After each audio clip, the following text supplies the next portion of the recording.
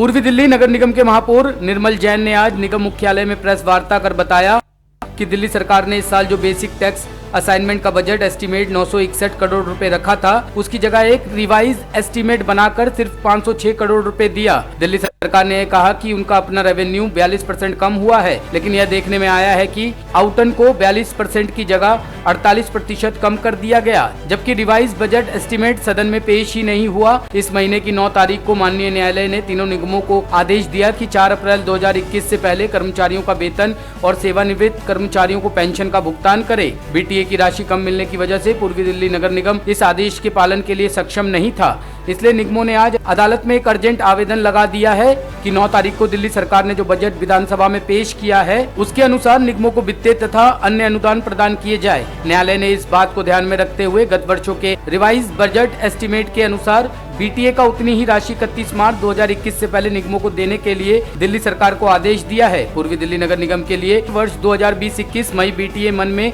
864.83 करोड़ का प्रावधान किया गया है, जिसमें 501 की प्राप्ति हुई है। बकाया राशि 367.82 करोड़ रुपए की प्राप्ति होने पर निगम कर्मचारियों को फरवरी और मार्च का वेतन, बोनस तथा सेवानिवृत्त कर्मचारियों को मार्च तक की पेंशन और बकाया लाभांश राशि का भुगतान कर दिया जाएगा। आज की इस प्रेस वार्ता में आप सभी मीडिया के बंधुओं का, बहनों का बहुत बहुत हार्दिक अभिनंदन है। आज बहुत ही महत्वपूर्ण विषय पर प्रेस वार्ता की जा रही है। मैं आपको बताना चाहता हूं, मैं प्रेस के 9 मार्च को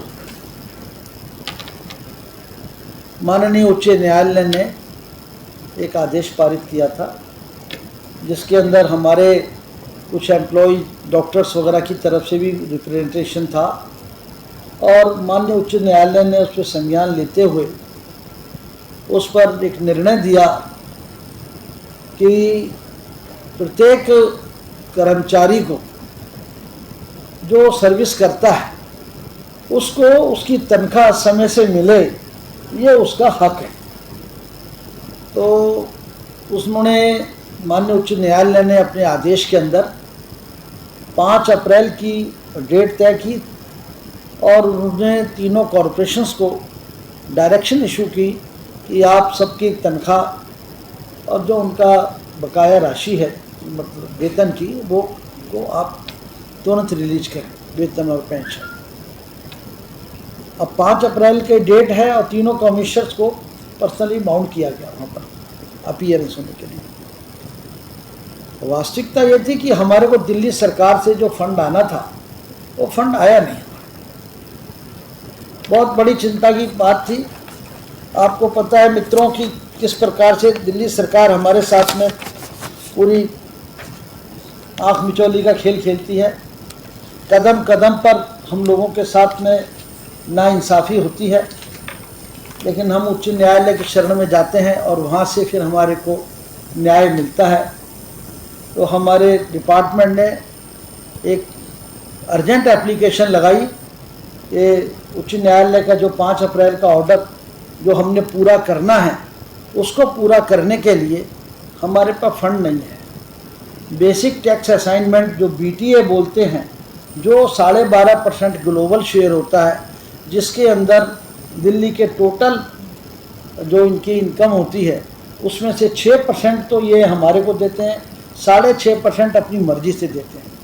वो 6% में तीनों कॉरपोरेशन का एलोकेशन है, उसका एक फार्मूला है जो इन्होंने तय किया हुआ दिल्ली सरकार।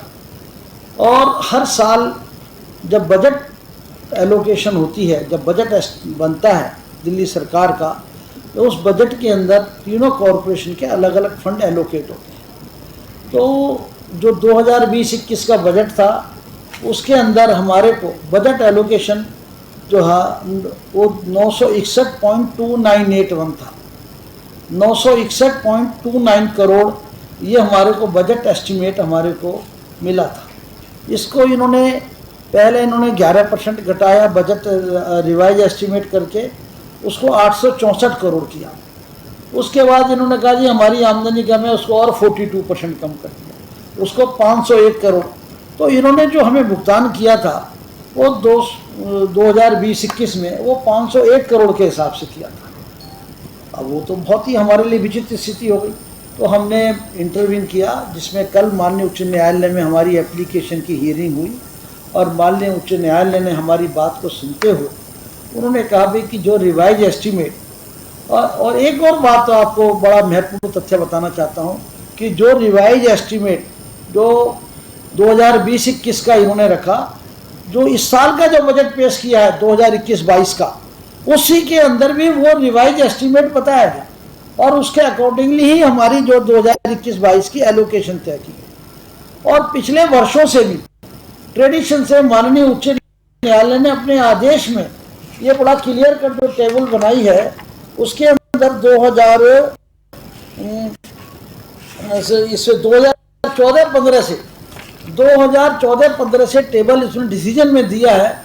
2014-15 से मेरे मीडिया के मित्रों, 2014-15 से जो रिवाइज एस्टीमेट दिल्ली सरकार ने बनाया आज तक उसमें कोई पैसा कम नहीं करा, लेकिन इस बार इन्होंने 501 करोड़ करके रिवाइज, और इन्होंने उसको तो उसकी सुनवाई हुई और कोर्ट ने हमारी बात को माना, हमारी सबमिशंस को माना और उन्होंने कहा भाई नहीं, जो रिवाइज एस्टीमेट 864 करोड़ है जिसमें 501 करोड़ रुपया इन्होंने दिया है, तो जो बैलेंस अमाउंट है 363 करोड़ रुपया वो ईडीएमसी को तुरंत दिया जाए। 31/3 तक की उन्होंने डेट दी है और तीनों कॉरपोरेशन को उन्होंने कहा है कि उनका जो रिवाइज एस्टीमेट के अकॉर्डिंगली उसमें से कोई पैसा कर्टेल नहीं किया जाए, वो तुरंत पैसा इनको रिलीज किया जाए।